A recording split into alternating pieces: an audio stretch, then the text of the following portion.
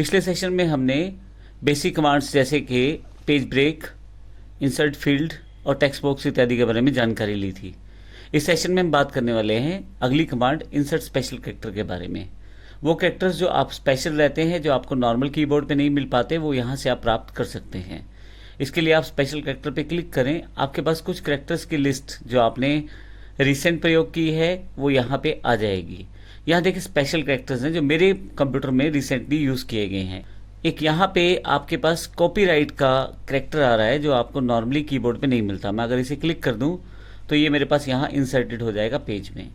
ये normal character है, मैं उसके ऊपर नॉर्मल सारे कार्य कर सकता हूँ जो मैं अपने सिंपल टेक्स्ट पे करता हूँ। लेकिन अगर आप इन्हीं पे जाए दोबारा और साइड दिए गए ड्रॉप डाउन बॉक्स पे क्लिक करें और मोर कैरेक्टर्स पर चले जाएं, तो यहाँ पे आपके पास पूरा एक डायलॉग बॉक्स ओपन हो जाएगा जहाँ पे डिफरेंट तरह के कैरेक्टर्स आ जाएंगे।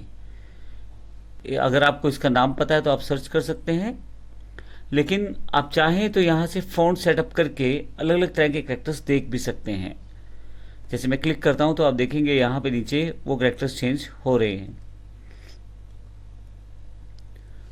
मैं W से शुरू होने वाले अगर कैरेक्टर्स को ढूंढूं यहाँ पे, जैसे विंगडिंग्स को, तो मेरे पास डिफरेंट तरह के कैरेक्टर्स जो नॉर्मल आपके पास अवेलेबल नहीं रहते कीबोर्ड पे, वो भी यहाँ पे अवेलेबल हैं। सपोज करें मुझे यहाँ पे कोई सिंबल डालना है ओम का, मैं सिलेक्ट कर लेता हूँ और इंसर्ट कर दूंगा।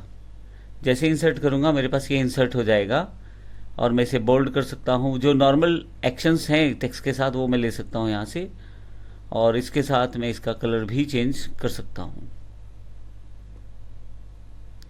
तो इस तरह से आप स्पेशल कैरेक्टर्स ले सकते हैं। नेक्स्ट कमांड हमारे पास है इंसर्ट हाइपरलिंक के रूप में। हमारे पास कंप्यूटर में बहुत सारी फाइलें रहती हैं, या हम कभी अपनी एक फाइल को दूसरी फाइल से अटैच करना चाहते हैं, या मान लीजिए हम एक टेक्स्ट को किसी वेब एड्रेस यानी कि वेबसाइट से अटैच करना चाहते हैं, तो ये सब हम हाइपरलिंक से कर सकते हैं। हाइपरलिंक से करने के लिए हमें सेलेक्ट करना ज़रूरी है। तो यहाँ मैं सेलेक्ट कर लेता हूँ पहले उस टेक्स्ट को जो मैं हाइपरलिंक बनाना चाहता हूँ। अब इस सेलेक्ट किए टेक्स्ट पे जब आप क्लिक करेंगे तो वो फाइल या वो वेबसाइट खुलेगी जिससे आप लिंक करेंगे। लेकिन वो होगा कैसे? आप टेक्स्ट सेलेक्ट कर ले, यहाँ पे इंसर्ट हाइपरलिंक का ऑप्शन है, कंट्रोल के इसका शॉर्टकट है। मैं क्लिक कर देता हूँ इस पर। जैसे ही क्लिक करूँगा मेरे पास एक डायलॉग बॉक्स ओपन हो जाएगा जो हाइपरलिंक से रिलेटेड है।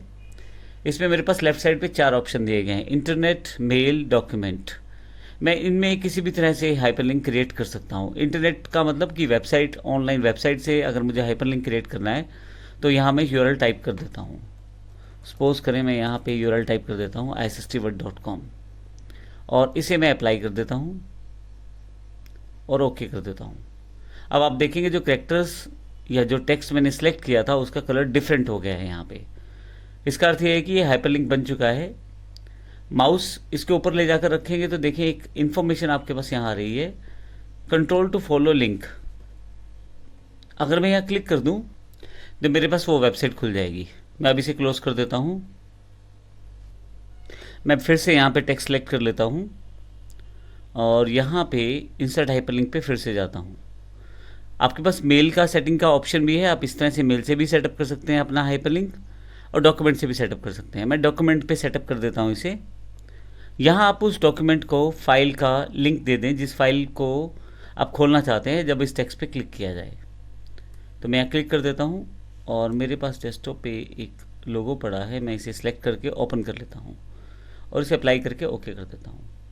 अब की बार जब मैं इसे क्लिक करूँगा तो मेरे पास ये फाइल खुल जाएगी। अब ध्यान रखिएगा, क्लिक करने के लिए कंट्रोल ज़रूर दबा के रखें कीबोर्ड पे। कंट्रोल दबाने के साथ फिर क्लिक करें इस पर, आपके पास ये फाइल ओपन हो जाएगी। मैं फिर से इस फाइल को क्लोज कर देता हूँ।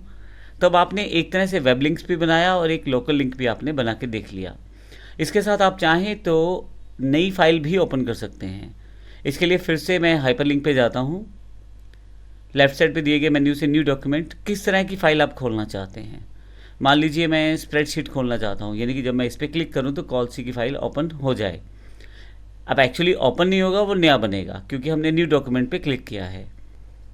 लेकिन यहाँ फाइल का नाम देना ज़रूरी है, तो फाइल का नाम ज़रूर लिख दें इसे। अगर आप फाइल का नाम नहीं देंगे तो एरर आएगा और फिर आपका ये आगे नहीं बढ़ेगा।